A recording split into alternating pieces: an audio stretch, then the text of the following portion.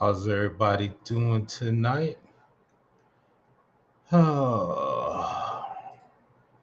Late night with PBO. So let's give it a minute, see who falls in. You see it. Guess I could have put the thumbnail on there, but we'll do that next time.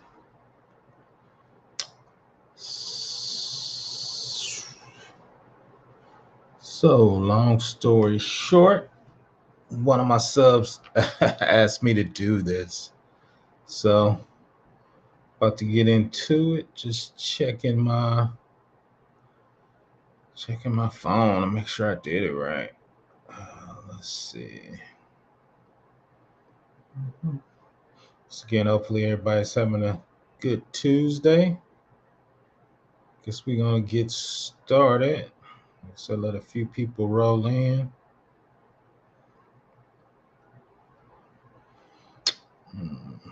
Let's see.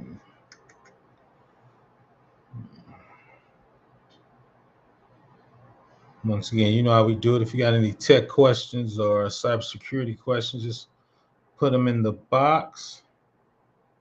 And we about to get rolling.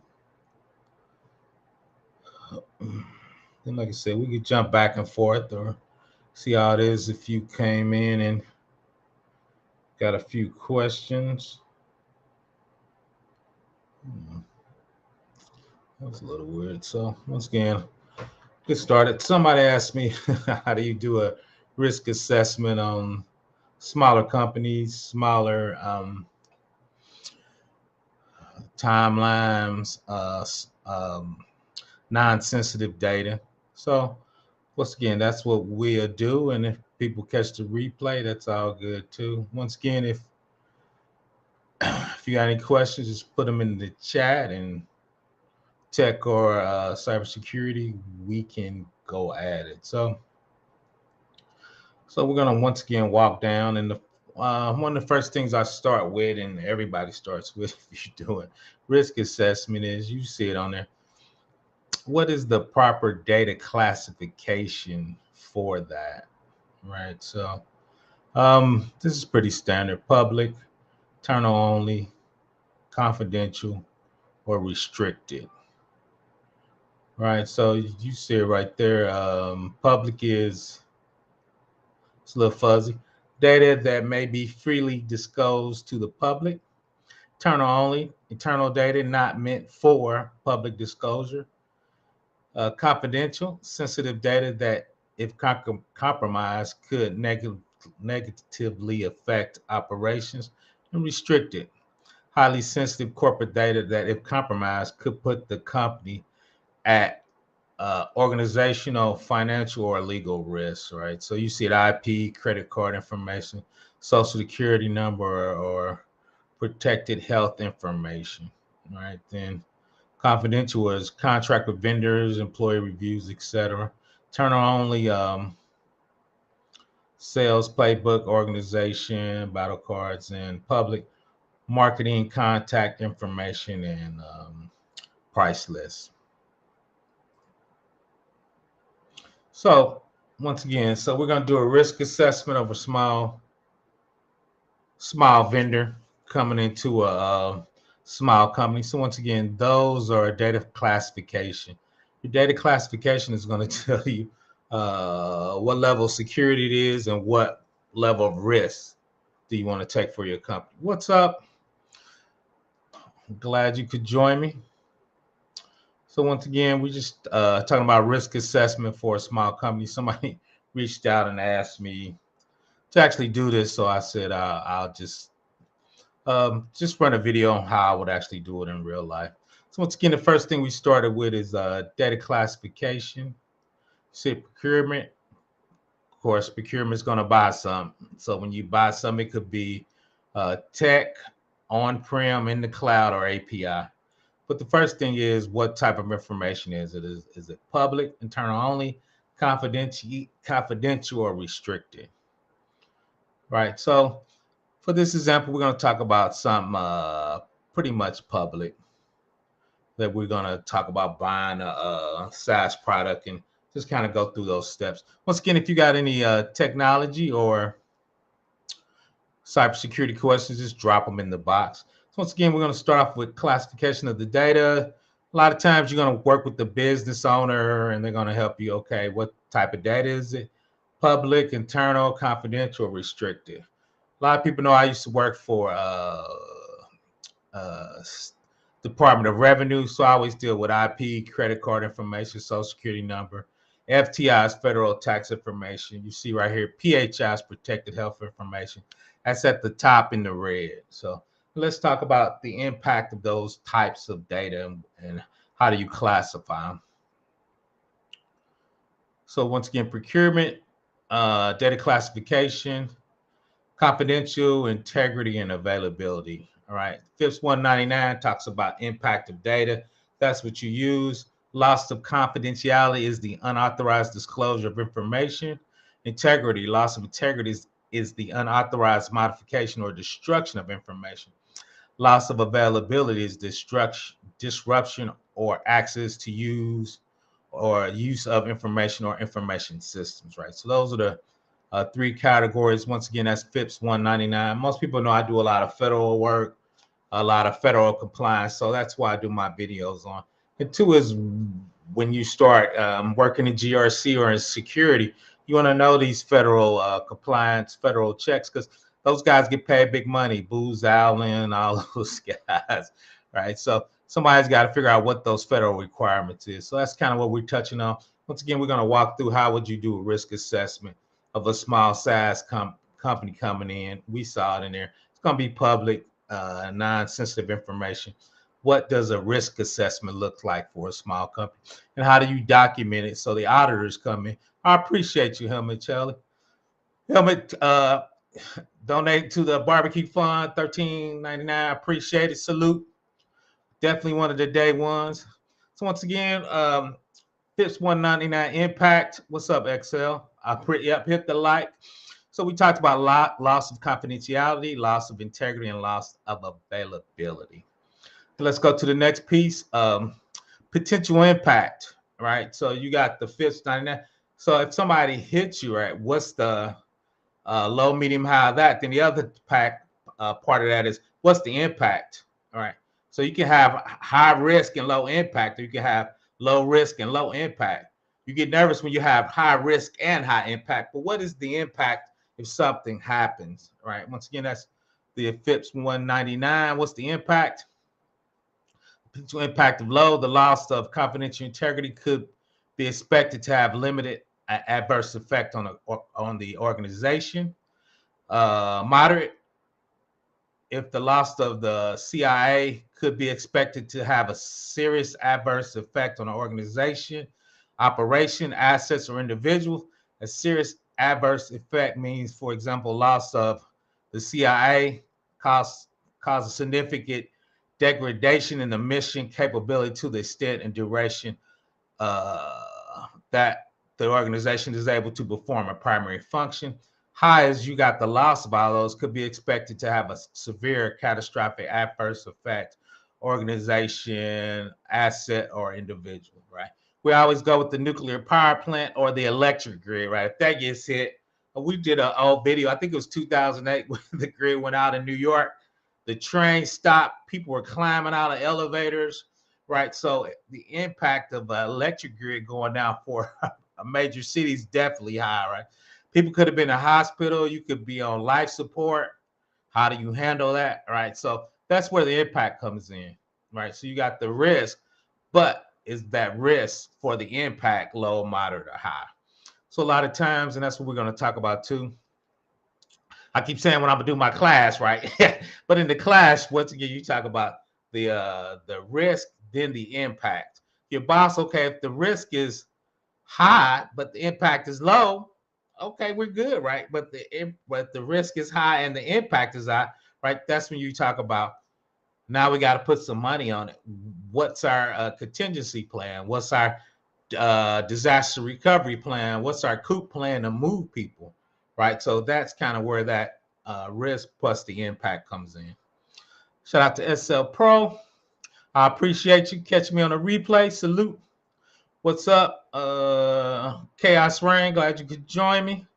So once again, we're talking about the impact, and once again, we're gonna walk through what does a risk assessment for a small SaaS look like when you're talking, right, bringing it in, because any federal or even state thing, you got to do a risk assessment of all the software you come in. So procurement buys stuff before they buy it. They should get with the security team so we can do a risk assessment to figure out what's going on with that software. So that's what we're going to walk through. Once again, you can put any questions, text, cybersecurity in there. We can go over. So let's keep marching through, right? So we talked about the data classification. So we got to know what level the data classification is, right? Public information is different if we're dealing with health information, federal tax information, MARSI for the Social Security Office, CGIS if you're dealing with the FBI, right? So there's a lot of federal compliance. So you need to understand that when you do your security assessment.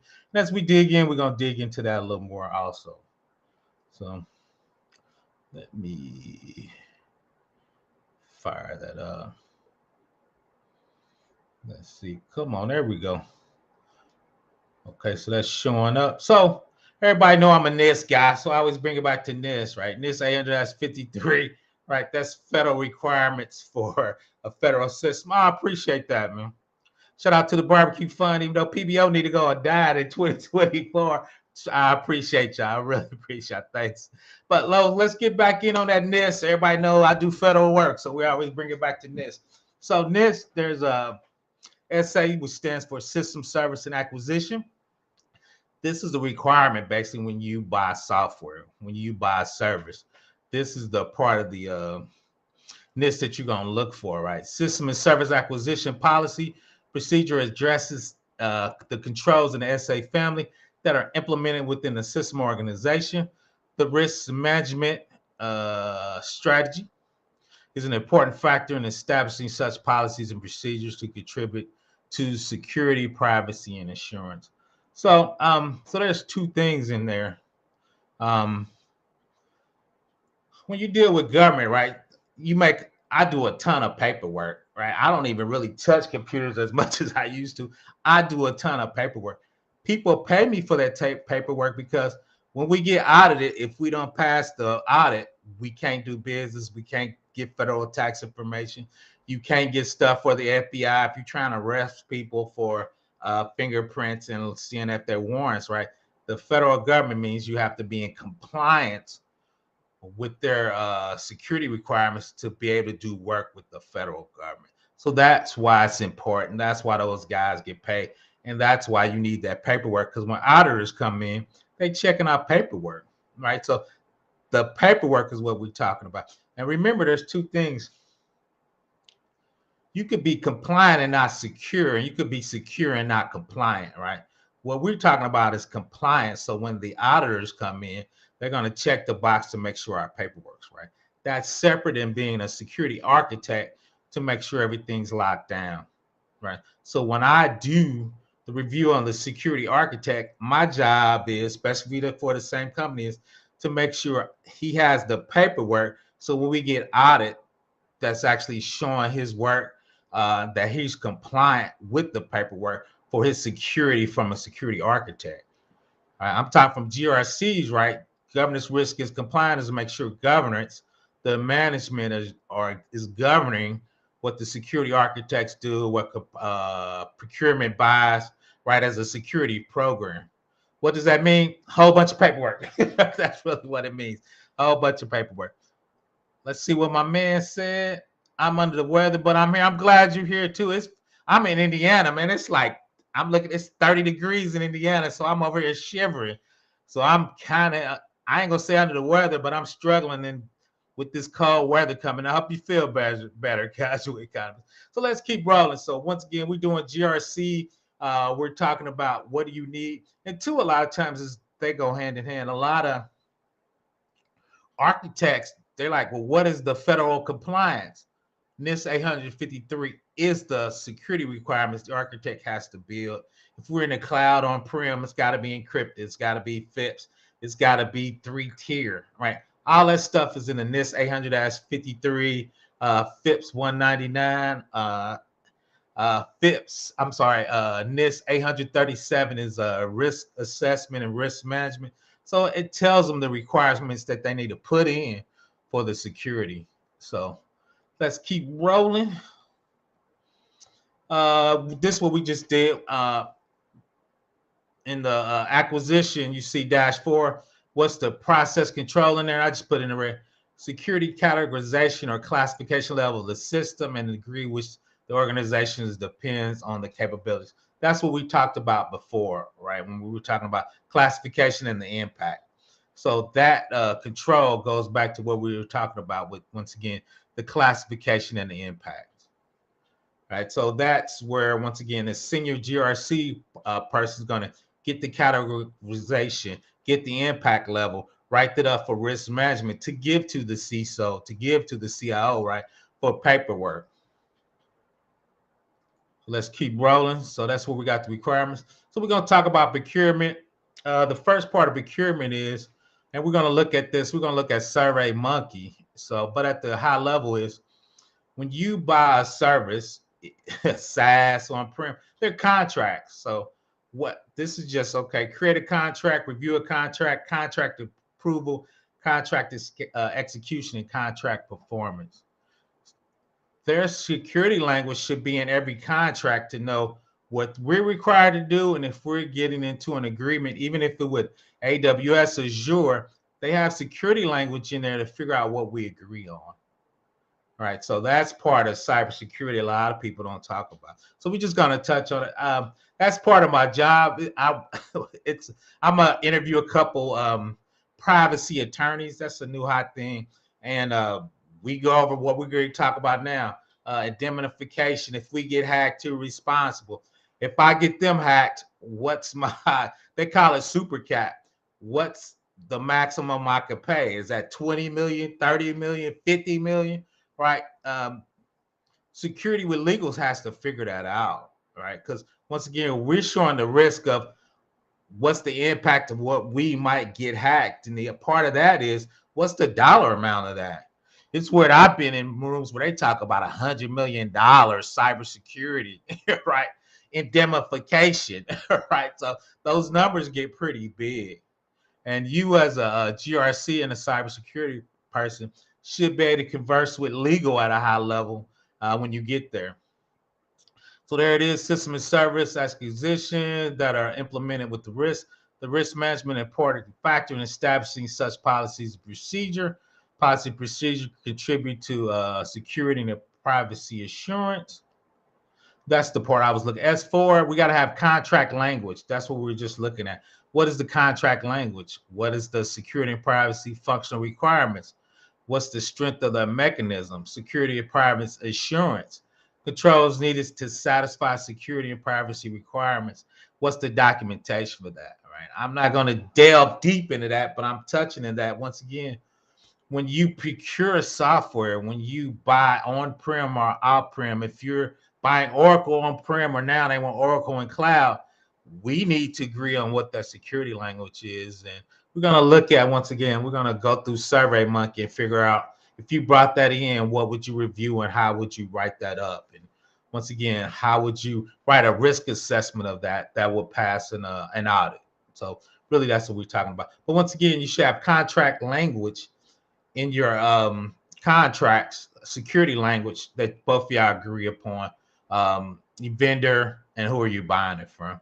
Once again, when you deal with big contracts, those numbers get big, all right? And the contract, if you see at the bottom, it's called DPA, Data Processing Agreement. And once again, we're going to look at SurveyMonkey at the end. They have their DPA. Let me move my big head over real quick. There it is, Data Processing Agreement. Basically, that's just a legal document, and it has security language on what do y'all both agree upon. Once again, SurveyMonkey has one. A lot of times people don't read it, they just accept it. But you need to figure out what you're accepting in real life, right? So once again, that's high level. Once again, when you procure software, when you could procure a SaaS, what are you agreeing to in the contract? Once again, we're just going to touch on some of those high level. Once again, what is the DPA?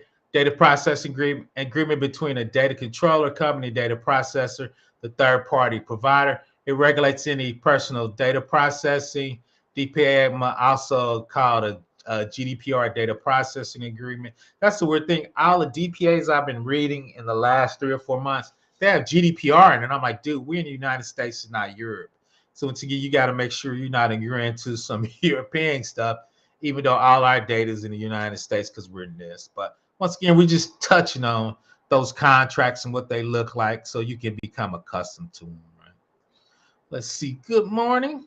Where are you at? Because it's night where I'm from. But good morning. I talked to a young lady from, I want to say Nairobi this morning. It was in the continent. I need to reach out to her. So I talked to a young guy from Australia a couple months ago. So I'm pleasantly surprised how big my sub ranges get. But once again, we're going to touch on that. What is a DPA?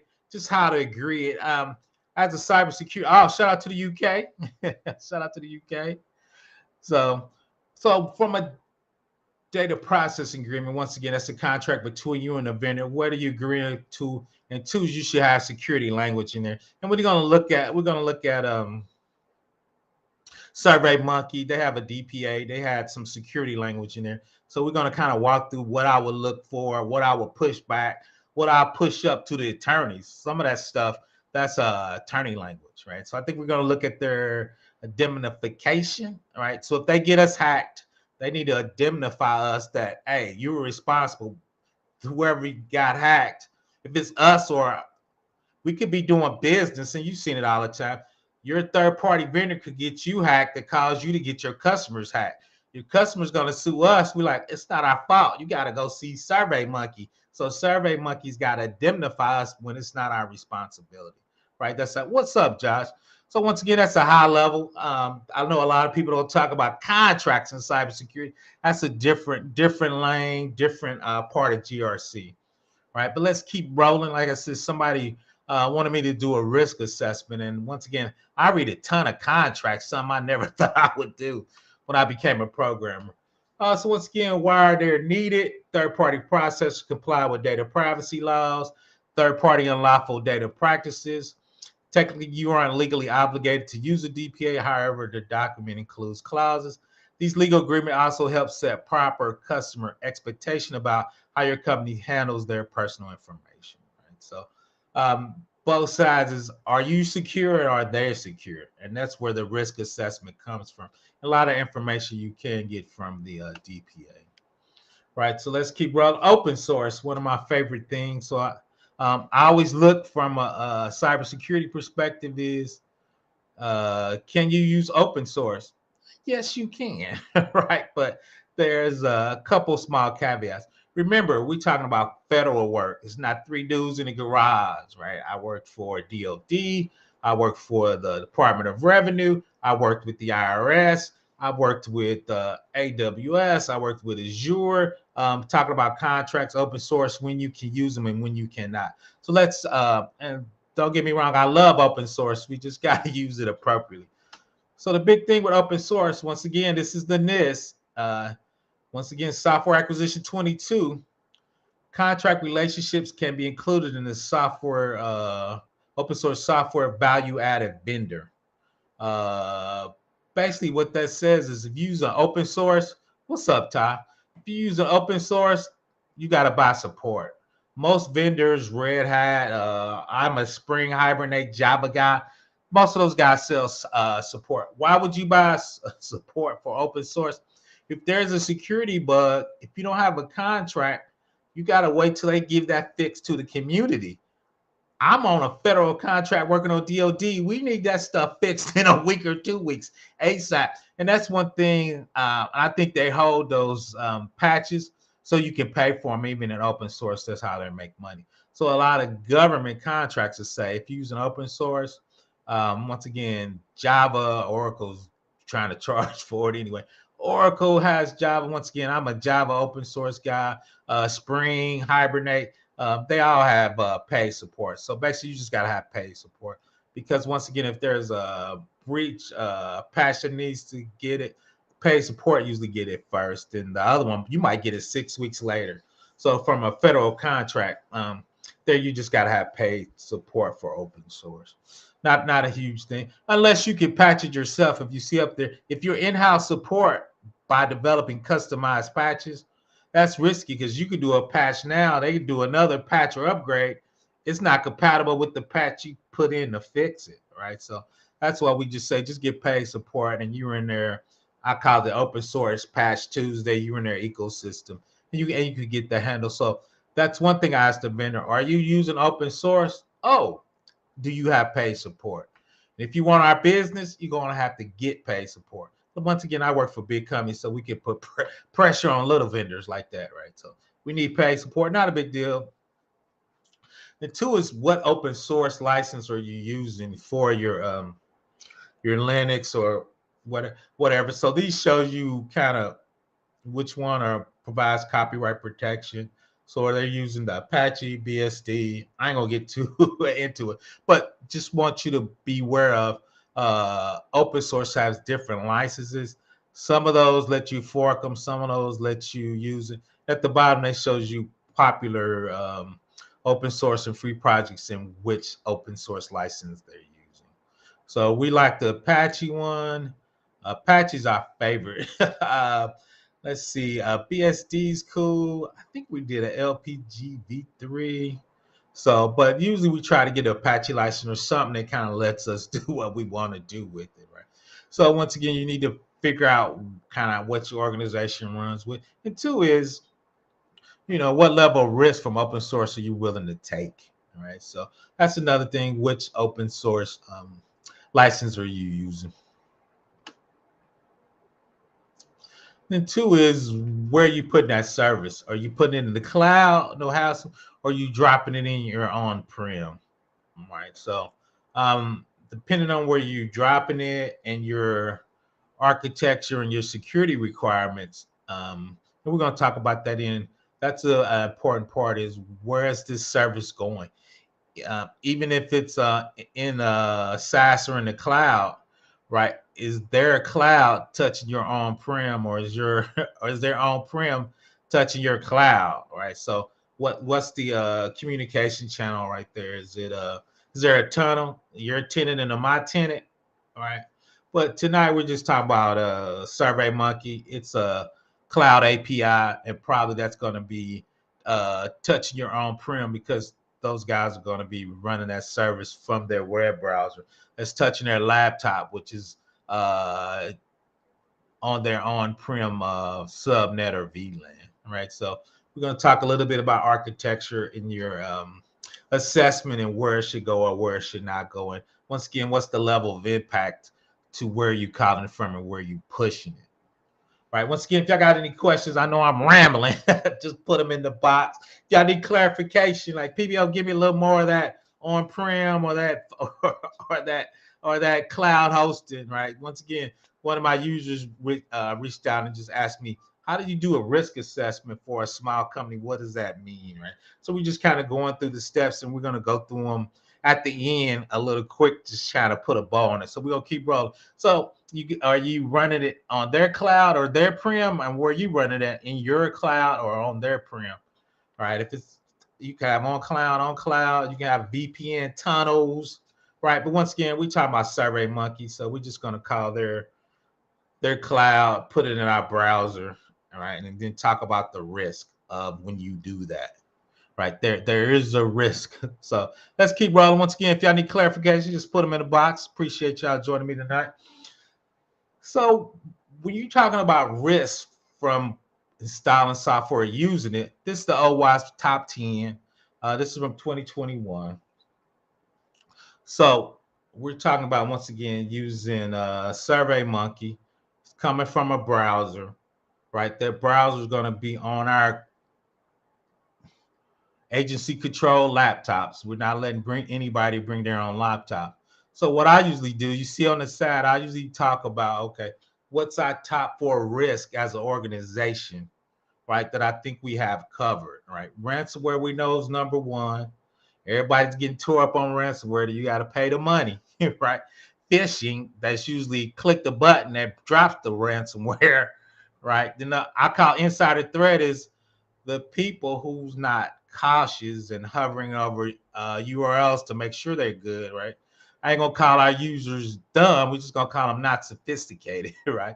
Then malware, right? So I believe from internal, once again, we're talking about a non-sensitive URL that we're going to be putting information in. So what's our top 4 attacks that I would be worried about hitting our organization, right? So in 2, remember, that's what we're going to put on our write-up. That's what the auditor is going to say. Okay, I did a risk assessment. What risk are you talking about? Talking about ransomware, phishing, insider threats, and malware. Because once again, remember, we're talking about API coming from a browser, right? We're not talking about this huge AWS architecture where we dropping files, doing AI generative calculations. We're not putting them in a big data warehouse or data lake. We're just talking about running SurveyMonkey from our browser, right? And doing a couple surveys and saving them in ServiceMonkey. I'm right. So what's our risk to do that? So I'm saying it's ransomware, phishing, insider threat, and malware. All right. Then 2, as an organization, I know we have those covered, right? So the risk is minimal because we run a Defender, we run in O365. If you click on the URL, they got the bad IP URLs. They know if you're trying to do a CNC connection from the wrong IP, right? O365 gives you a lot of that out the box, right? Insider threats. Once again, we got malware detection, we got virus detection, we got the Microsoft Defender Advanced. So when you download something to your hard drive, it actually puts it in the sandbox and detonates it, right, to see if any malware is in it. So we have all of these covered. So in our write-up, we said, okay, from ransomware, we have Windows Defender. What's up, RG? So remember, that's part of the risk assessment. Okay, what are we doing and what do we have covered? Now, let's be granted. If somebody hits us with a 0-day from Soviet Union, we toast, but let's be realistic. If we're a small organization or a state, a 0-day malware is like 50 grand or 25 grand. You're not going to spend that on a small company, right? So that's one thing where you go, okay, we don't have nuclear secrets. We're not DOD. So those 0 days, you saving those for big dollar companies, right? You're trying to get big hits, right? So that's one thing we're going to put in the write up too is what's the level of data we're trying to protect as a company, and once again, what do we have covering the 4 I call it the 4 attack vectors or threats to our company. So let's keep rolling.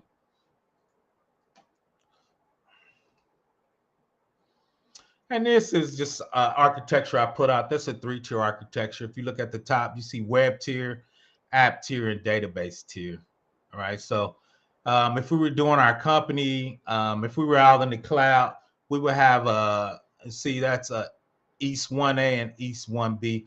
So if we're doing SurveyMonkey, what part of our architecture would that put in jeopardy? Theoretically, if we were running VDI through a web tier, that would get deployed here at the web tier. Our database has all our good stuff. The database has all the IRS data, the PHI for health information. If we run SurveyMonkey, it's up at the web tier, right? So less dangerous. You still got a couple layers. We still got a ton of security and depth in here. So once again, it will be low risk. Once again, it's at the web tier. And once again, if we were running, we would still have we could have Windows Defender up there. We could be running FireEye, detonating stuff. So once again, what's all our mitigation controls for those 4 attacks we just looked at? That's what we put in. And 2 is this is our cloud. This is our on-prem. And really, our on-prem is really where our company laptops and workstations over here. So when you start it up, it's not even going to be over here. It's going to be inside our customer network, which is us, right? So we have our Active Directory over here, our VLANs just for our laptops over here. So it really wouldn't be on there. So we call it the flat part of our network on there with your printers. Once again, so less risk, even if it's over there, it's not a ton of risk. But we all know when your ransomware they get in somewhere here, then they start going east to west, trying to pivot, trying to escalate. So they do have to start somewhere. So if it happened, all right, it would start on our customer network. But once again, we got the FireEye, we got the Windows protection, we got web filters. So once again, what's our mitigating controls for those 4 attacks we showed in the last slide? So let's see if anybody got anything. So we're gonna keep rolling. So that's the network segmentation. Once again, where are you running this? Where are you installing it? What user gonna be using it? That's gonna show you too what level of risk you're running. And two, we talking about SurveyMonkey, so it'd probably be marketing. A lot of times, since marketing does a lot of stuff outward facing into the internet, we usually, even though it's on our customer network, we usually put them on outward facing, just them, because they're always working on a web server, putting in documentation, uploading stuff to Facebook. So a lot of times we like to put them on their own VLAN with, once again, expert protection and limited things they can install. Right, everything they install, we got to sign off on. We got the web filter in there because we know they're out there clicking and doing weird research. So we're definitely going to be watching them a little tighter. So let's keep rolling. Once again, if you got any questions, put them in there. So when you talk about, once again, doing a risk assessment, depending on the size of the company, a lot of these companies, they have a lot of their stuff on their website. So do they have the proper policies and procedures we're looking for? Even though we're a federal client, they're not doing federal work, but we still want, I hate this word, we still want them to have basic security hygiene. What policies and procedure they want. Incident response, we definitely gonna look at that. If they see something, we want to be notified in 24 hours, and that's what we're gonna put in and look for in their contract. Disaster recovery, if they go down in one site, hopefully they in AWS or Azure, so they can spin us up on a East Coast or West Coast. Configuration management, along with their vulnerability management. I like to see a little bit of that in their paperwork, and we're gonna look at that. What's up, Miss Mortgage Boss? Glad you can join me. So once again, from a risk assessment, what we GRC, we got to make sure from procurement, if we buy something, it's secure. So these are some of the things we're looking at. And I call this the management piece. They got some policies and procedures, incident response. Hopefully, we're going to be notified in 24 hours. Disaster recovery. If they go down, they need to be able to spin up another. Configuration management, right? It's going to be your vulnerability. And two, what we like to see is, do they have a SOC 2 type 2? Have they gone through an audit and they have some paperwork that says they're good and they passed their audit? If did they do HIPAA work? Do they have a BAA? Right, all the subs that don't have work. DFARS, that's some DOD, DeFi stuff. DFARS, do they have that language inside their contract? And did anybody sign off on that? Right, so those are some of the things. Once again, from a risk assessment, what we're looking for, right, is GRC. Then two is at even high level, even though it's non-risky, I need to see you with some encryption at rest and in transit. Right, I don't want to see stuff to clear. If somebody gets on your network, they're going to see our stuff and take it. If we're doing a high level, FIPS 140-2 and 3 is just federal encryption that just got signed off on. All right. I always do a Qualys test, and we're going to look at that. It'll tell you, it'll give you a grade on, do you have your web server set up right? Do you have your app servers right? Critical vulnerability exposure. Have you been hacked, and how quick did you get it fixed? Right, if you got a couple CVEs, I'm cool with that. I like to see when they were found and how quick they took to fix them. Right, then were they CVEs? Did they find those through a bug bounty program, or did somebody find them in the wild? Right, so we're gonna look at a little bit of that. Let's see what my man Ty's talking about. Can one start a biz for small? You can. I do. I made about, I'm gonna say the number. I made about 20 grand 3 years ago on Upworks. If you do Upworks or Fiverr, the only problem with it, Ty, is is you bidding against people around the world. So it took me a while to figure out how to do it. And weird, once I got into it, I was really bidding against the same 10 people. So the cool thing I liked about GRC work is a lot of stuff you got to be on, you got to be CONUS, you got to be in the United States to do that type of work if you're doing federal compliance. So that's why I kind of stay in that federal world. It kind of gives you a barrier to entry. You can tie, but once again, and it's weird because I'm an Oracle guy. I was trying to do Oracle out there. People in India and Africa was doing it for $15 an hour. That's a lot of money for them. So you got to kind of find out something that's in your niche that I make money. But yeah, there's a lot of I got a lot of work because you get a lot of startups here, and a lot of startups from India that's trying to do federal work. So they would build a code in India, ship it here. Then they would have to. I would be their face, which kind of made me a little nervous. I would be their face trying to get federal contracts. I was like, well, hell, I could try to get the federal contract myself, but no, Ty. So that's how I done it. And two is, I know I keep saying it, that if I do a membership, part of the membership was everybody at the top tier, we would work as a company to get work in Fiverr and Upworks so we can get you some experience to let you run through there. But two is, I like to tell everybody is and I was gonna pay for, you got to pass an FBI background to do that type of work or some of that. So no, I feel you, Ty. I feel you. I took me a long time to find my niche, so I understand. No, never way off topic, casual. For way off topic. Do you remember any of the women from your panel with Biz Talk with Kay? It was about real estate. Yeah, of course, of course. I don't talk a lot about real estate. I talk about with people like Kay. I talk about it with Black Heights. He's got I shouldn't say he got a ton of real estate. Kev Tech's got a ton of real estate. So yeah, I talk about yeah. I talk about we talk about tech, extra money. Shout out to women in Linux. So I'm trying to retire, man. I'm 55, Kaiser. I'm trying to give me a couple more units and shut it on down. But yeah, I own a little real estate. Miss Boss, the mortgage boss, she's in there. So we was chopping it up a little bit about real estate. I think that with K Channel, she was definitely in the house dropping great knowledge. So if you talking about real estate and some other stuff, go check out Miss Boss. She was dropping some gems in the real estate game. So yeah. No, casual. No, that's all good. So I told Black Heights he needs to do a real estate I guess video and talk about it. And I'm old. I don't like talking about money. I'm finally getting over that. Shout out to Black Heights. Shout out to Keep It Techie. Shout out to Textual Chatter. I'm kind of getting over that. So I thought Kev Tech or somebody should do tech in real estate. A lot of those guys, I don't want to drop any more names unless they want to. A lot of those guys own pieces of real estate. I'm going to say it on my channel, and I very rarely talk. My goal is to get a 10-unit apartment building. I've been looking at them. I need to get with Miss Boss. When one of them I saw, it was like 1.2 million. My stomach started hurting. I was like, ooh, that's a little up there. But nah, we good. Now, Ty, it took me 10 years to find my niche and really 20 to get comfortable in it.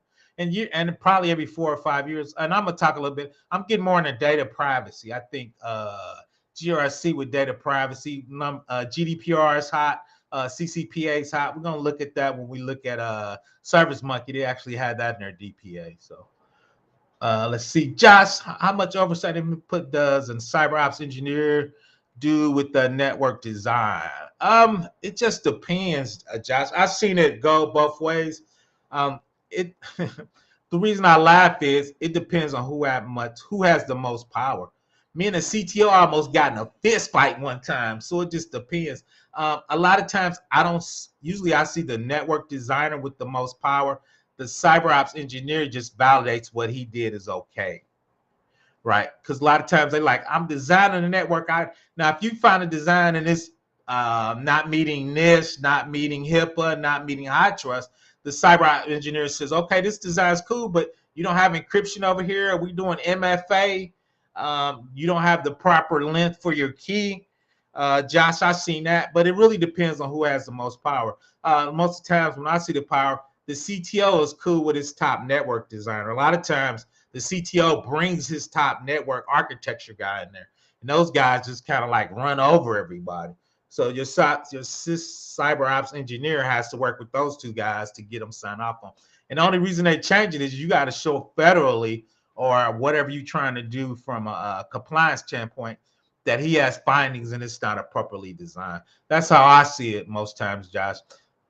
Josh, and like I said, go talk to some other people. I just worked at some places where that's where with DOD was like that. When I was at the state, like I said, the CTO and this network, they came together. So they kind of like, so when I come, I always come with facts. Like I'm showing y'all the NIST. So I bring out the NIST, hey, we need, open source, you need support. Or we could talk about the STIGs and the schism. Your network design for BGP needs this level of encryption key. You don't have it. Here's the finding for that, right? So that's how I done it, Josh. So let's see. Let's keep it real. Salute. I want to give me some time. I know I've been talking. Facts. I need to get that together. So I'm in my 40s. Ty, that's the cool thing about cybersecurity. I'm 55. I feel like I'm okay, but cloud is running away from me. That's why I had to get my AWS certs. Now we talking about zero trust. Now we talking about AI generative stuff. There's a cybersecurity program. You can poison the data models, Ty. So you never feel caught up. But I know sometimes, I know you try and make some moves.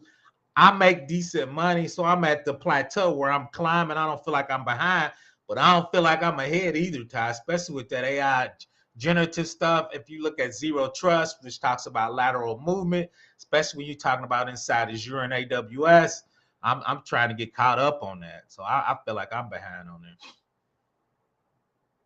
Sheree had a channel, couldn't find the other channel. I sub to Boss channel too. Cool. She's in the house, but yeah. But once again, so let's keep it going. Let's see what we got. So yeah, we're gonna look at the Qualysys TLS test. We're gonna look at CVEs a little bit, and we're gonna look at encryption. So let's keep rolling. So here is the vendor risk assessment. So I know that's some little writing. I did that in ChatGPT, right? I just said, ChatGPT, give me a standard vendor risk assessment format. And so that's what I'll use right here. So you see you got the vendor information. Once again, we're going to talk about SurveyMonkey, data handling protection. We talked about what type of encryption we had. We're going to use Windows Defender. We got some FireEye in the sandbox. So what data handling protections do we have? And two is what protections do they have? Once security controls, by far, those are security controls we have. Once again, Defender, FireEye. We use an O365. It has their ransomware when you're trying to go to CCC command and controller to block it. Compliance regulation, we talked about we're NIST. We could be high trust. So what are we doing there and what are we looking for? And two is we talked about above risk analysis and mitigation, right? So we talked about the risk and how we were going to mitigate them, right? So those are the things we're going to put in that format that we would turn over to the auditors when they come, right? And that's what we really do now. Shout out to Calvin. And that's really what this is about. This is about compliance, right? When compliance come in, once again, I've been audited. I've done a lot of FTI work, which is federal tax information. Buzala would come on site and pull the vendor risk assessment. I've seen them right up. And what's missing in there, and I forgot to add it, is you need to have approval and you need to have a rejection. And you need to make sure you have a few rejection in there. They want to make sure you're just not approving everything. So audit says, where are your rejections at? I got them, right? So even if you're not looking at software, you need to look at something that you know you're going to reject and they're never going to make it because the auditors want to see it, right? You want to make it easy, especially for junior auditors. You want to throw them a bone. So you want to show your rejections and how you got it and why they didn't pass. But just went to ChatGPT and said, I'm doing a vendor risk assessment. I'm doing this. Give me a format. ChatGPT said, got you, PBO.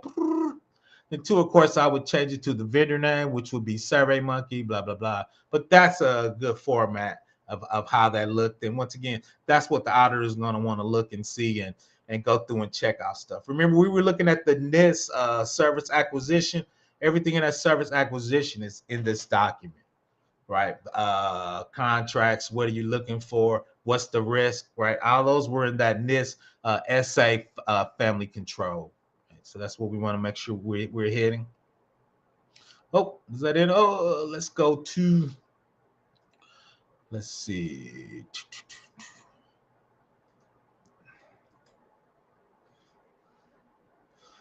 So I said, let's look at SurveyMonkey. Let's make that a little bigger for the old people. The old people would be me. Let's see. So we were talking about DPA, which is basically what you put in a contract, right? So this is the information over here. The DPA is right here, the governing service agreement.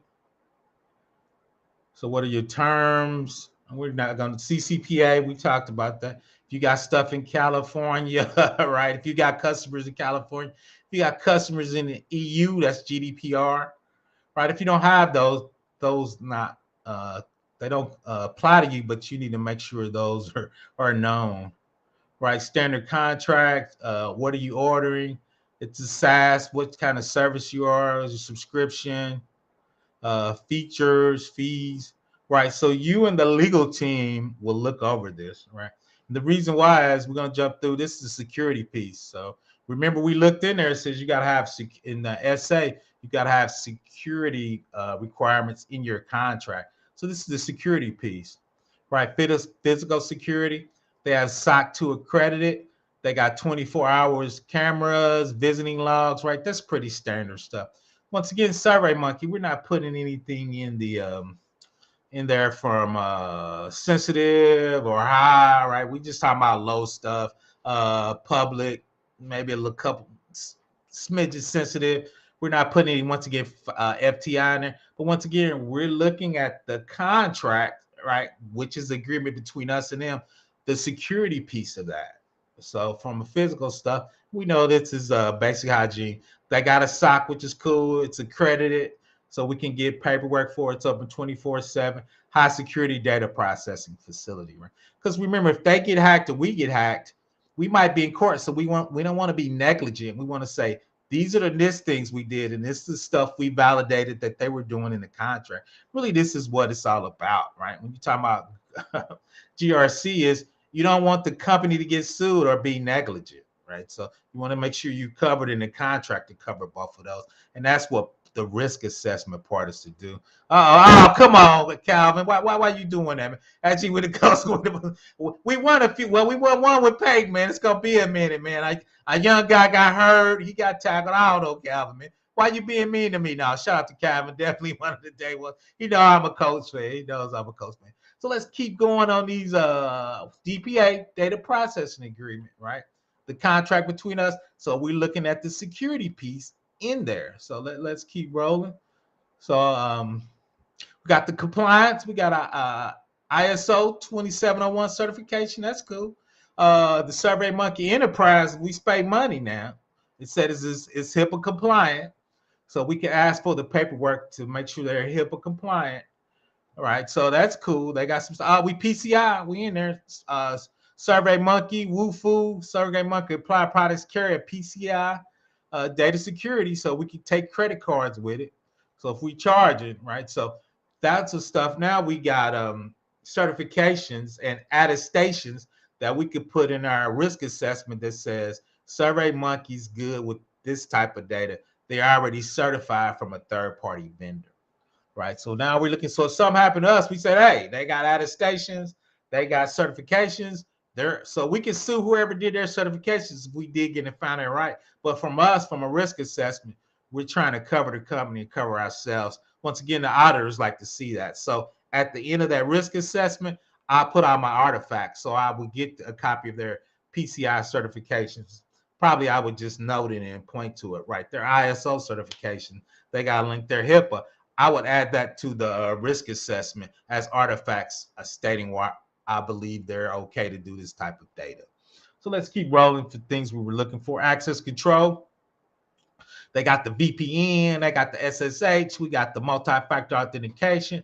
Our products, password policies. They say they got complexity, expiration, lockout, disallow, right? Grant access, need to know basis, least privileges, right? So they hitting all the buzzwords. So we're gonna put that in our risk assessment. They doing a proper hygiene, right? So that's the stuff we're looking for in our risk assessment. They got the security policies. Remember, we're talking about the policies and procedures, right? So they maintain regular review. Hopefully it's every year, right? Every annual review. Training design, everybody's got to have their security awareness training. So they got all their good stuff. Two is background screening, extent to laws. So they doing background checks on their personnel. All that's in this dedicated security personnel. They got a security and trust organization. They focus on application, network, and system security. So once again, they're saying they got the penetration testing, the vulnerability. We know the new thing is exposure testing. That's the next level from penetration testing, vulnerability. Exposures at the top, but they're doing it, right? They got it. So those are the stuff from our risk assessment. We want to make sure the vendor we're using encryption. They got the AES 256, 2048 length key, internal certificate authority. I don't like that internal certificate authority. I think we need a commercial, but that's minor. So I would say, what is internal certificate authority? Are you getting this from GoDaddy? You manage them in house, or are you getting them from GoDaddy and GoDaddy's management, right? So that's something I would ask a question for. Just kind of reading through it. I don't want people managing their certificate. There's commercial vendors out there that do that for you. Now, when I worked at DoD, because we had CAT cards, they're managing their internal CAT cards, but the CAT card was a different level of security. So from a risk assessment, I would say, well, what do you mean you're doing internal? Are you making your own? What does that mean, right? So we would dig in a little bit in that. ChatGPT, the Raiders know. I feel you, man. Shout out to the Raiders. HR will be directly involved with cybersecurity, but are part of the strategy for cybersecurity. Oh no, you're 100% right there. They're definitely in there because we talk about onboarding and offboarding. Like you said, Calvin, HR is they're not directly involved, but they're gonna probably do the background checks. They're gonna make sure whatever we have them set as a contract, what type of use are we gonna let you do with your equipment? Are we gonna let you bring your own device? But you're right. They're not directly involved, but they're in the process, especially onboarding and offboarding, right? So if they said somebody's fired and they need to be escorted out, what's the process of us getting their IAM out of there to make that happen? But no, I agree with you, Calvin, right there. Let's see. I'm wondering how crazy, how aggressive, and what fines will look like once he start regulating overreach. I don't think they're gonna be big, RG. A lot of times people talk, but when those lobbyists start running up in there because they paying people to get elected, RG, it's weird. People talk big, but when those lobbyists running, I personally had lobbyists talk about me negatively, so I'm quite aware of lobbyists, RG. So I don't think it's gonna be that big a thing. And the SC just hit them because they were negligent. I might actually do that tomorrow. Actually read through the SEC complaint in court for SolarWinds. It's 60 pages though, RG. So I'm trying to figure out if I should do that. Would you want to hear that, RG? If I walk through the complaint, the actual legal complaint, they were actually pulling out emails where people, executives, was like, "Hey, we're not very secure." So it was kind of interesting, RG. I might once again read that complaint. 60 pages. So I'm kind of worried I will enjoy it. Let me know if you want to hear. Once again, we back on our DPA, data processing agreement. It's a contract between us and SurveyMonkey. If he was going with them, they talking about the OWASP top 10. So they doing the API development, that Purple Team security, train secure web application. That's Purple Team. So they talking about the secure development process in there. So once again, SurveyMonkey sells to big companies, big federal companies. So they a lot of times have a lot of the policies and procedures and paperwork done. And from a risk assessment, that's what we're looking for. Once again, we're not sending the big federal data to SurveyMonkey. So all of this, so really I would just put a link and just put all of these and say, these are their security requirements. This is what they're doing. So I believe they're secure. Asset based. They got incident response. They tested bi-weekly. Response covers initial, no less than required law. The only thing I would, let's see if it's in the breach notification. Breach notification, despite efforts, however, certainly breach one consistent. The thing I would like to see in one of these, I don't see is On your breach notification, as soon as you see something or it looks, or you start your investigation, it might not come as breach. When you start your investigation, I want to know, right? Because when you start yours, I'm gonna start mine, right? Because even if you're not sure, I want to start mine, so because I want to get up early on it, right? We might not do something in depth. We might just do some basic scans.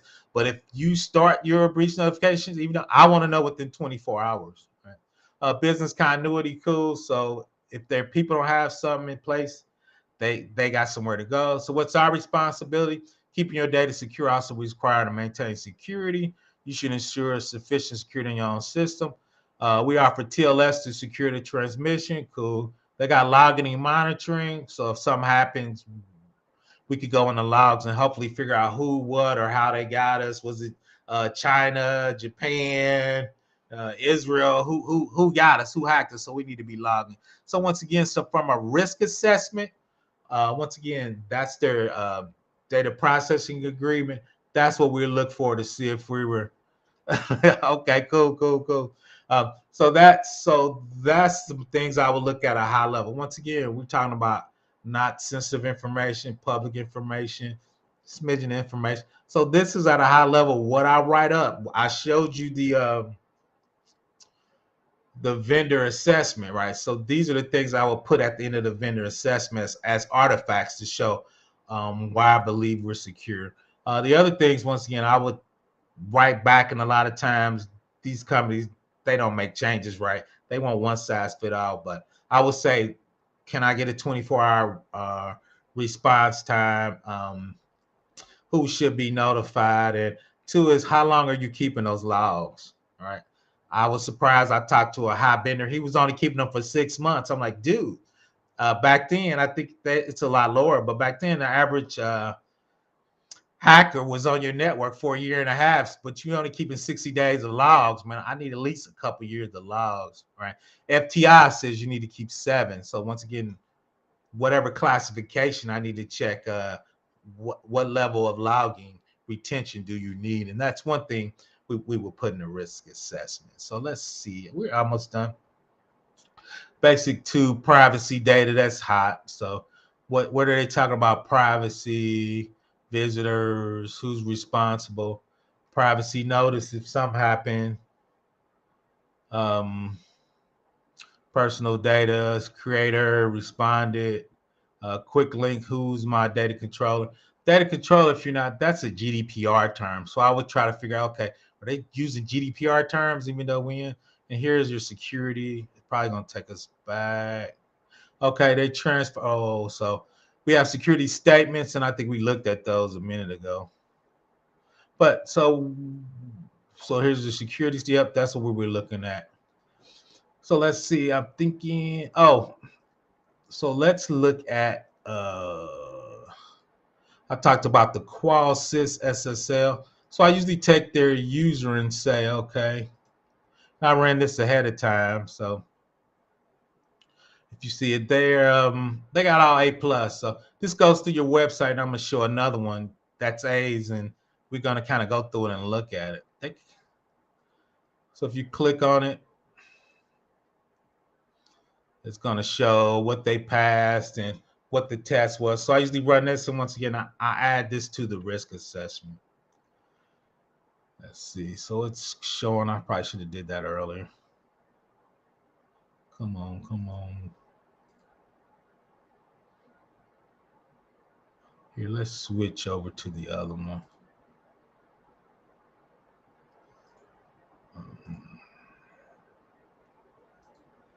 So I did Culver's.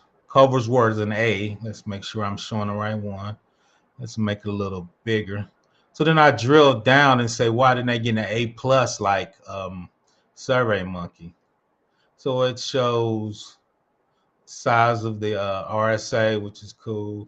OCP, which is cool. Here's the, so that shows you they're not TLS, but they're 1.2, which is cool. All of 1.1, 1.0, SSL, all vulnerable. So all of those are no, which is positive. that shows you why they're weak. They're using the TLS, RSA. I think that's the CBC, which is weak. So they probably need to take that out. There's still an A though. So it shows you all the handshakes and the TLS they were testing. Right. Remember, only 1.2 was available. So that's the only one they're testing. So they kind of go through, shows you what internal error. So I'll add this to the risk assessment. I've seen people get an F. So big companies were getting Fs for a while. So two, it shows you their server. Here, I think it showed down here where it was Azure. I'm sorry, the Azure was on the actual Survey Monkey. So this is what I run the SSL at the top. And here you go back here. I covered you put in there. You see these people over here with the worst scores ever. So it'll show you what's wrong and it give it a letter grade. If you got anything under an A, I will send you a letter and say we couldn't do business with you, right? So enterprise health is a B, so it kind of shows you. They were using the GoDaddy cert. I don't like when people use wildcard certs. They used all these weak ciphers with 1.2. So I would tell them to take those off, right? Because they were deemed weak. Once again, he goes through IE, Firefox, Chrome, Android. So this is just one alike test. Once again, this is not federal data. It was just public and a minor sensitive. So those are the stuffs I would loop up. Those are the stuff I would add to the risk assessment. And let's go back and peek at the risk assessment, which is right there. Oh, let me switch over to it. So I just run the QualSys.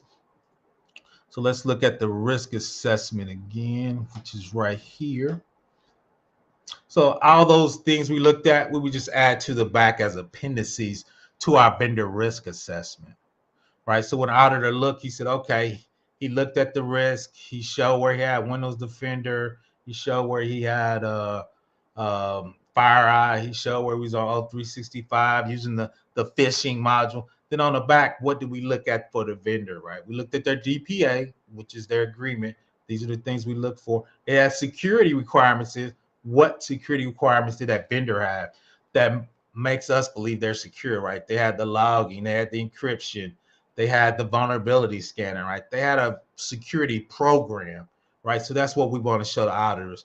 And two is any software or API or anything you put on a network that goes through procurement, you should have a vendor risk assessment, and you should do it once a year. That's what the auditor is going to look at, right? Once again, we were looking at the NIST stuff, right? So that's what NIST says you should do a risk assessment, or if you do a major update, because if it's current, they're going to have patches and new versions and major versions and minor versions. So at least every year. And if it doesn't change, you can say we looked at it, it's the same, we're good, right? Put a date on it and make sure you have a procurement sign off on it or the CISO signs off on it. Or for us, a lot of times we had a compliance director. She signed off on it. Somebody higher level's got to own those and own the risk of the company. Then two is once a year, the CISO needs to take all that and says, okay, we did a vendor assessment of all our software. This is the risk and this is the risk profile. Remember, we shot and we look at those.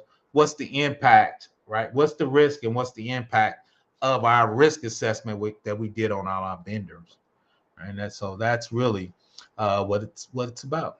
How do you get small companies and nonprofits to understand the risk of not being NIST compliant? Importance of just show all the hacks and the fines people are getting. Because even if you get hacked now, state general attorneys are fining small companies.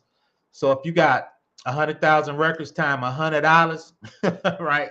That's is that a mil? That's a 100 million. That might be a billion. So you just start talking about it, and you see them every day. I do a video every day of somebody get hacked, and the fines. You just saw the SEC finding Solar Winds, right? Finding them a crazy amount of money. Of course, they're big, but smaller companies, I would just show the fine. And two is the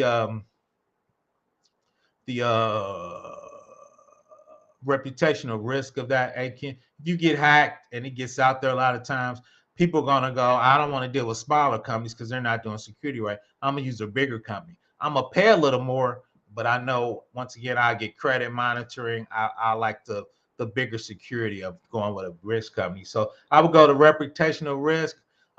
Usually, if you look up whatever state they're in, most state general attorneys now are making you, if it's over 100 records, you actually have to report it to the state general attorney. So they're actually finding those guys. So I would do those two things, making. Facts if you're a public company. But once again, state general attorneys are doing that to private companies now. If you're losing so many records in their state, they want you to report that to the state general attorney, which is kind of weird. I don't know if they're overstepping. You would think we would have a national federal law for that, but each state's kind of doing their own thing right now. For of course, CCPA Cali was the worst. New York's got some crazy privacy laws that people worried about. So even if you're not, your firm's not there, if you get New York customers, you still have to let them know over a certain dollar amount or certain range, right? So I think those are the two big things. Akin on that.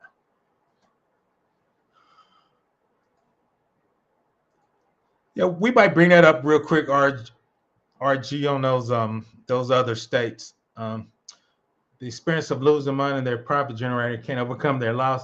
That's how business want to stand being. No, facts. Especially with their finding now. Let me see if I can find that.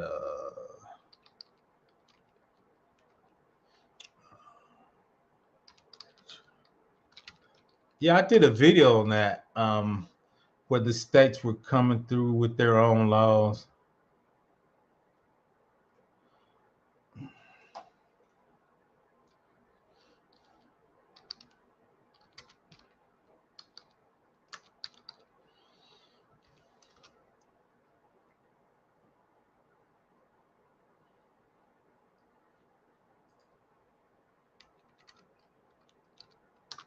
Oh shoot. Let's see if I can find data breach.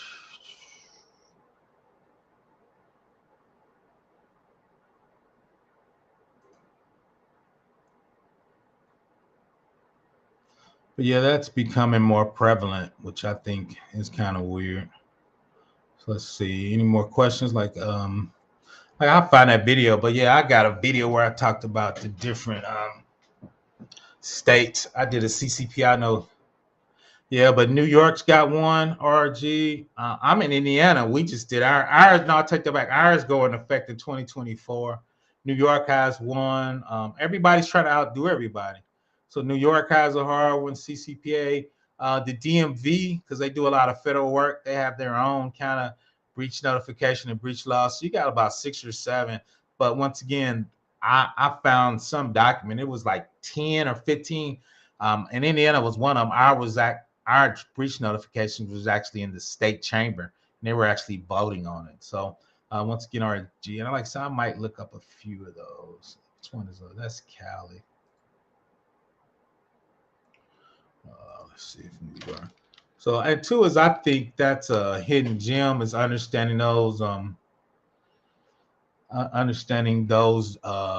data privacy breach notifications. CIPP is the data privacy big certification. And if you look at Amazon and those big companies, because they're global companies, they got to understand the United States, NIST, CGIS, PIPA, which I think is Canada. Brazil's got their own data privacy. I was looking a couple of those up. So yeah, it's weird. A young lady reached out to me for the continent, so I was looking up Africans and South Africans data privacy laws. So yeah, I think that's I won't call it hitting the gym. It's more requirements and more stress, but I think those are becoming big because they're separating data privacy from security. I think they need to be, but they're actually set them because the compliance director usually do those with the GRC, and security just handles the what requirements and just put those physical hardening scripts, zero trust traffic, Cisco routers, how you set up your BGB protocol for security. Is it FIPS and all that? So I think they're separating them, which is kind of a little crazy, RG. So I'm gonna hang out. Let me know. Let me see. I'm gonna drop the. Anybody wants to come up. So that's kind of it at a high level. Somebody asked me that question, so I did a video. So once again, that's the vendor risk assessment. We talked about DPA when we looked at that for SurveyMonkey, which is basically the legal agreement with the security requirements between you and the vendor. We talked about open source, paid support, the different licenses you should look at. We talked about Prim in the cloud, kind of what that looks like, depending data classification. That's going to let you know what level you need to do everything at. We talked about the risk and the impact. FIPS 199, what does that look like? We talked about the cyber risks. We looked at the OWASP top 10. I put the generic 4 I look at from just risk assessment, ransomware, malware, virus protection, and phishing, right? Those are the, when you talk about the flat network and what people usually get you hacked, those are it, and what products we were using to mitigate that risk if we use this particular software. We talked about the assessment. We talked about policies and procedure. We talked about SOC 2, Type 2. What certification or credentials does your vendor have that maybe another third-party assessor reviewed their setup to make sure it was okay? SurveyMonkey had all the good stuff. We looked in their DPA.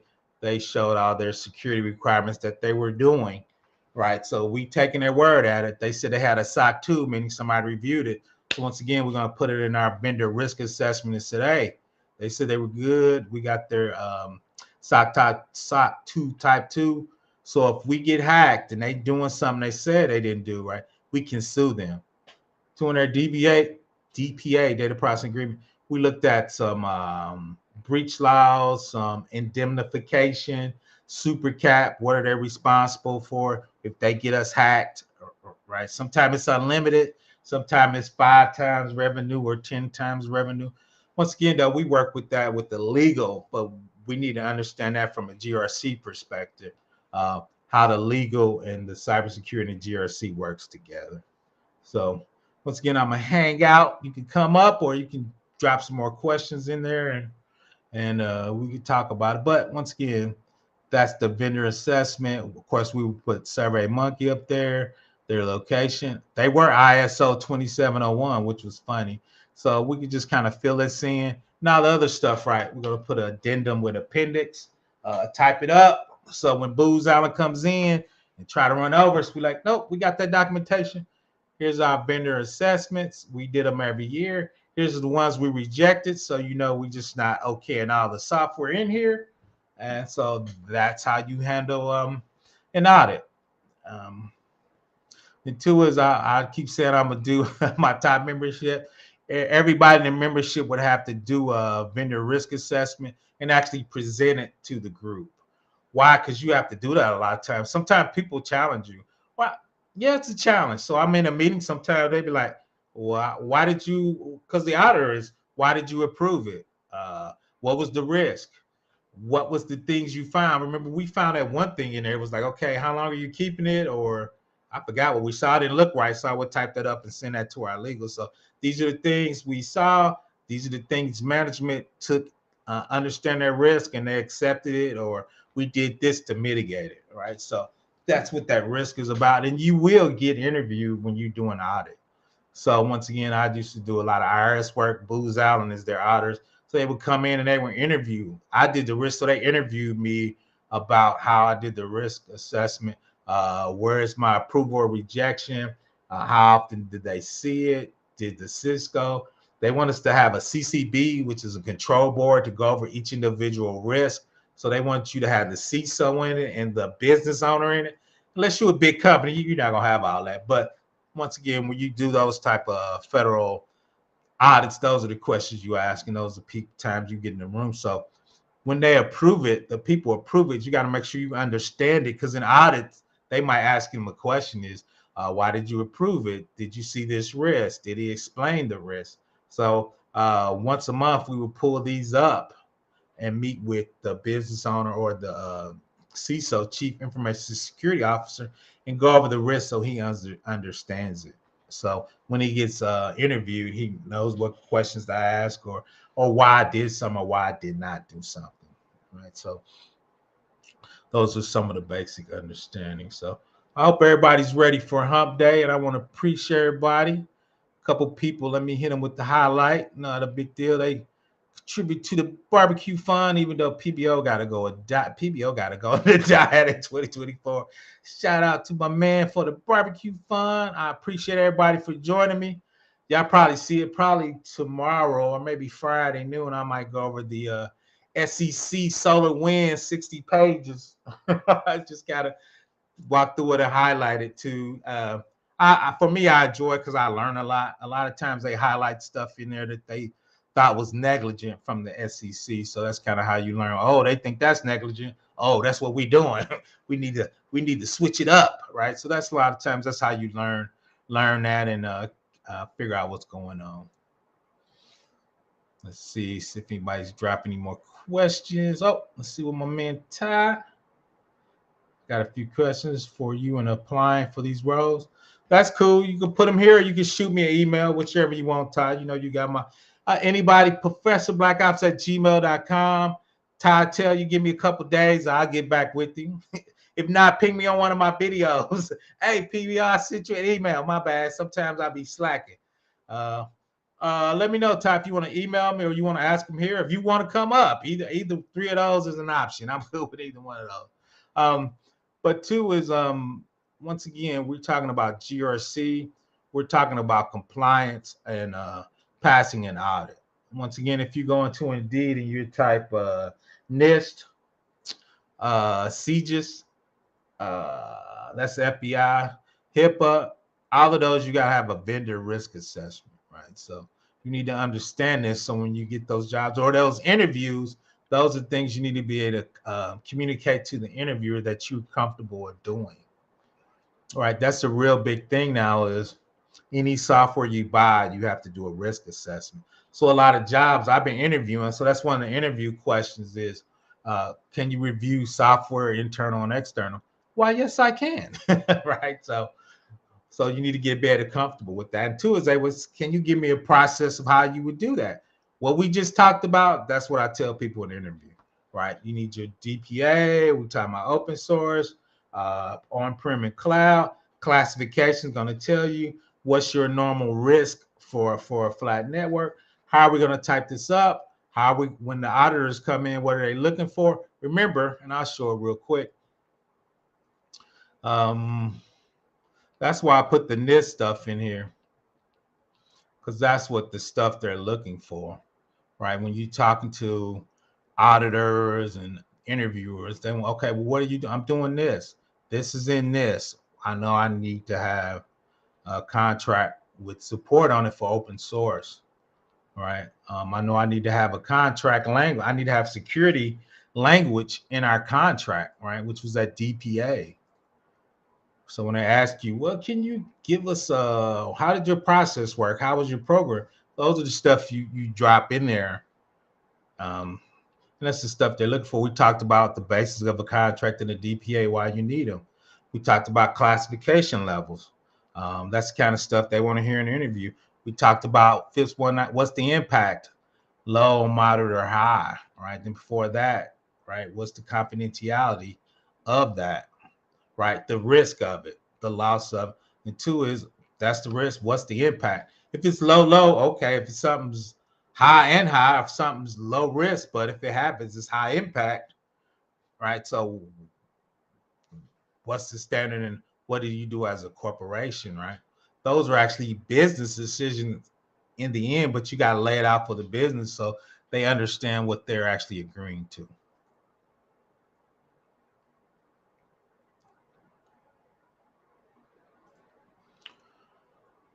So once again, I'm hanging out a little longer. So that was the basic. Once again, somebody reached out to me, just asked me how would I do a risk assessment for a small company. Basically, if you roll through this to give it to you, go to ChatGPT. You saw it up there. Just give me a vendor risk assessment. You can say for NIST, HIPAA, high trust, best example, best of breed, right? ChatGPT will give you all of that. Let's see. How can you weed out a bad manager during an interview? That's an excellent question. For me, is because I'm old.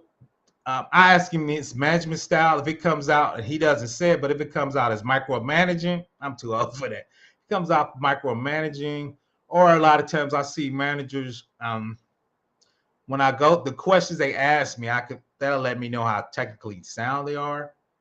Right. So if you're not technically sound and you're gonna micromanage me, that's not a good combo. So now if you technically sound and you want to micromanage me, I don't like it, but I'm more comfortable with it because you understand what you're doing. So those are kind of my two things. I'm just kind of lucky, Ty.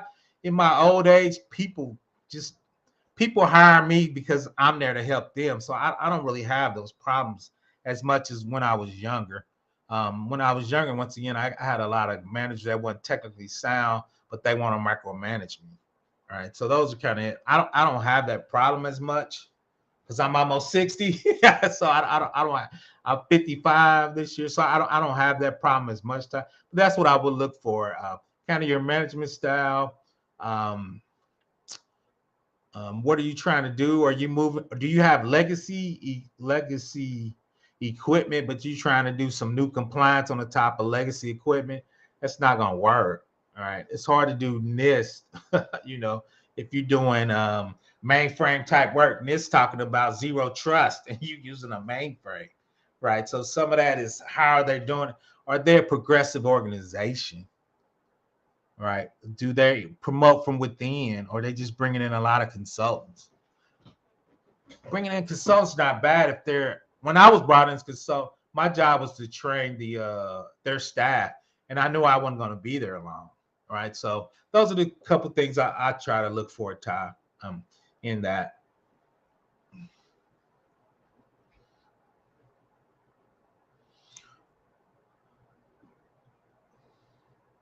So I'm out, everybody. I want everybody to have a happy hump day tomorrow. I am tired for some reason. I think I'm just kind of decompressing after this year. This year kind of wore me out. It was a rough year on PBO, but I'm out. Once again, professorblackops@gmail.com. If you go to my about page on YouTube, you will see you hit that I'm not a robot checkbox. You will see it come up. Just email me.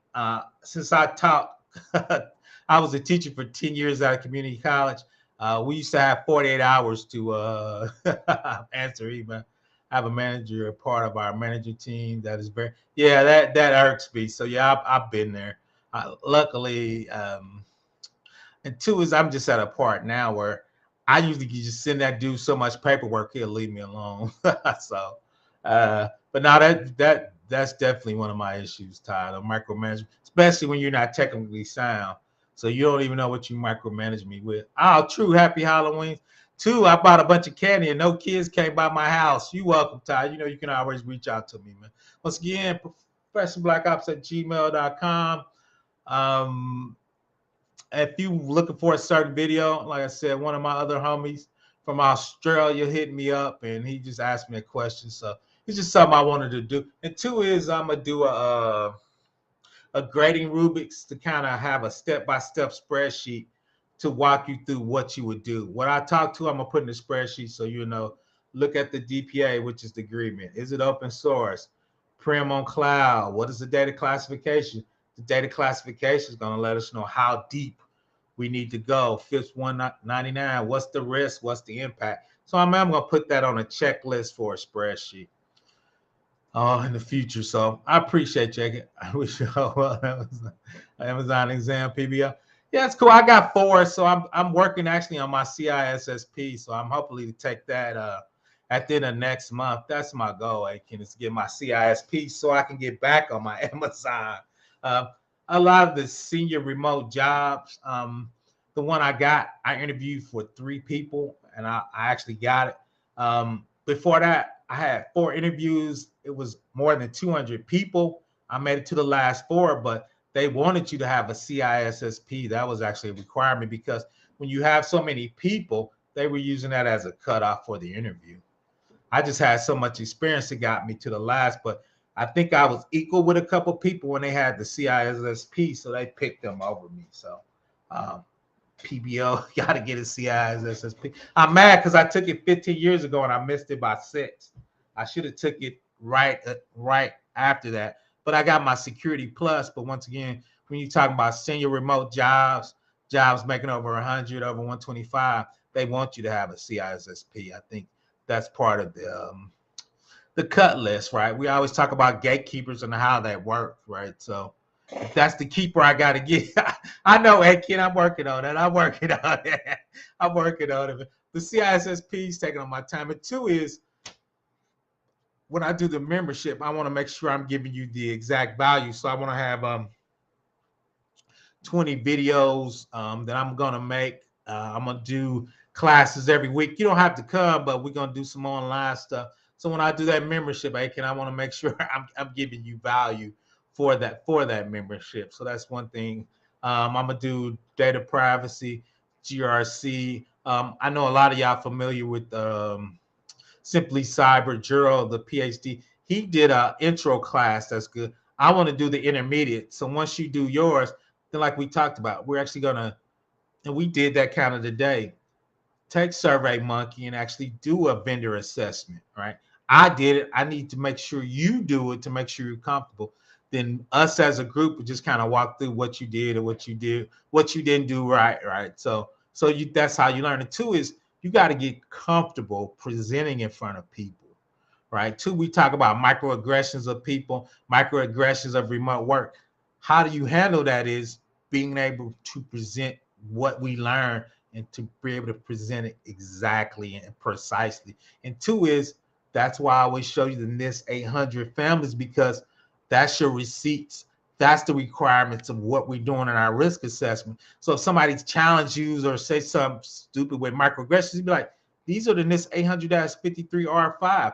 What do you suggest? This was actually on page 122, essay 14. It says you need contracts. So what's your answer?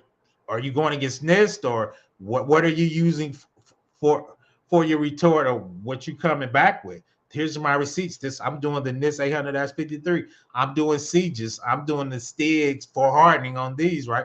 So these are the receipts you need to make people shut up when they try to come for you. Sometimes people come for you. They don't come for PBO anymore because I will embarrass you and hurt your feelings. So that's kind of what I want to do in the membership. And 2 is those are the receipts. Those are the requirements. And when people ask you where you came from, you can say, this is where I got it, right? I'm a NIST guy. I'm a NIST me. I'm a, once again, FIPS 199. You see it right there. I'm a FIPS 837 risk management expert. I'm an 800-53 R5 control assessor, right? So those are the skills in the membership I want you to understand and be comfortable with. So when you get those interviews on site or remote, right? I'm telling a lot of people, especially entry level people, I know it's tough. You got to get on site because that cuts out 90% of your competition. So if you're in a large city, especially around state agencies, you want to go in because you're only competing with people in a 30-mile range of where you at. Once again, when I apply for remote jobs, I'm a senior. You go on Indeed, it'd be like 300 people applying for one job, right? And 2 is, which pissing me off, bigger companies are calling people back into the office. Shout out to Black Heights. He said that was coming, and he was correct. Even though PBO doesn't like it, he was correct. So unless you're at a certain skill level or height, and 2 is, once again, you cut out 90% of your competition when you go in the office, right? Because once again, when you apply a remote job, it'd be 300 people applying. Just look on the side; they show you the count. I think they stopped showing you the count because of scam. I think they said plus 50 now, but they used to show it was like 300 people. I think I interviewed 20 times before I got a remote spot, and I got 15 years of cyber, and I got 30 years of IT. So not trying to scare you, just trying to give you some numbers and trying to give you an alternate attack. One of my guys, we talked. He's actually at a state agency. He's in a sweet spot. So we talked about state agency.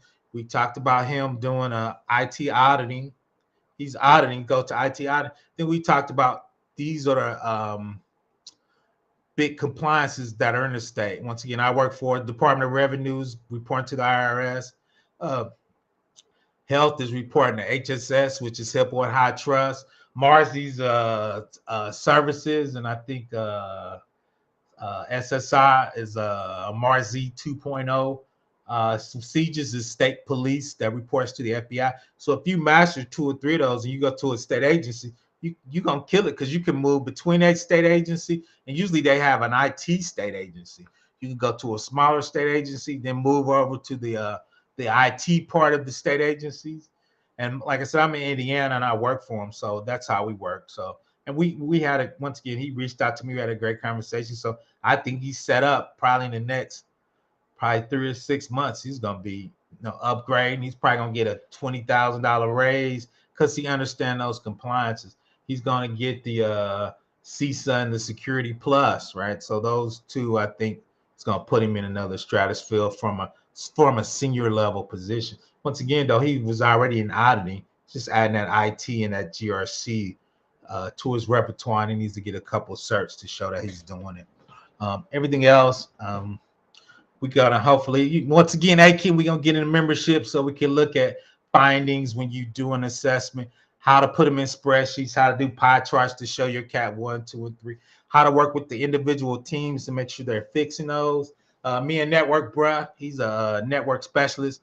So we're probably going to do a security networking meeting. I was going to give him requirements for NIST that he will harden. He actually has a hardware in his room, so he's going to use that to harden his Cisco routers with that NIST hardening. Then we're going to do a scan to see what it hardened, what didn't take it. This stuff is also some stuff I know we're not going to be. It's going to break it, so we won't have to be able to do it. So that's finding. So what? Mitigating control, because we can do this finding, but these are the other things from a security perspective that will protect us because we couldn't put on that control. So I'm going to do some collaborations with him and some other people. Because once again, GRC, you working with all the other teams, so you got to be comfortable talking about networking, talking about Cisco, talking about Oracle database, MySQL database, talk about, I've got a video on secure development. How do you talk to the development team to make sure they're locking down what they should locking down? But once again, I'm out. I'm rambling again. I could talk about GRC and security forever. I've been doing this way too long. I appreciate everybody. Shout out to my man Aiken, always ready for the membership when I get it rolling. So shout out to him. So some of the things, once again, I'm getting it ready. So once again, I want to have about 10 or 15. Once again, I taught at a community college, so I want to get in a class style. Once again, those videos you can always go back and view, but I do want to do one day online in person. So if anybody has some things, and two is I want people to present in front of other people so they get comfortable doing it. Once again, Professor Black Ops, I'm out. ProfessorBlackOps@gmail.com if anybody needs anything. I appreciate the barbecue fund donations. It's all good. PBO needs to go to die in 2024. I'm out. Everybody have a great